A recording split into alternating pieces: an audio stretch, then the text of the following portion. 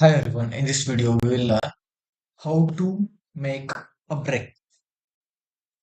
I have one statement. Hello, how are you? This is I'm writing simply to show you guys. I will paste this multiple times. Now, uh, I want to break this statement means till this much.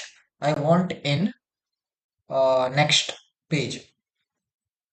You can do press enter and go to next page, but instead of that we have one option in layout here, breaks. Click on that and click on this will create means that will push those whatever the text is left here, means from here to all the text it will send to next page. See, from where my cursor was there, everything forward to it will be sent to next page.